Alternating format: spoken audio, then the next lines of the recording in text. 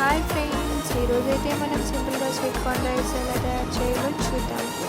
ముందుగా రైస్ కుక్కర్లో ఒక 2 టేబుల్ స్పూన్ ఆయిల్ వేసుకొని మనం తరిగి ఉంచుకున్న ఉల్లిపాయలు, పచ్చిమిర్చి, ఎండుమిర్చి, మసాలా దినుసులు వేసి వేయించుకోవాలి.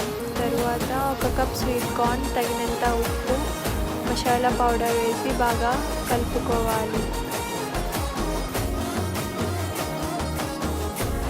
ఇప్పుడు మనం రైస్కి సరిపడా వాటర్ అండ్ కొత్తిమీర వేసి 5 మినిట్స్ వాటర్ బాయిల్ అయిన తర్వాత మనం ముందుగా నానబెట్టి ఉంచుకున్న రైస్ని అందులో వేసి కుక్ చేసుకుంటే ఎంతో tasty sweet corn rice ready.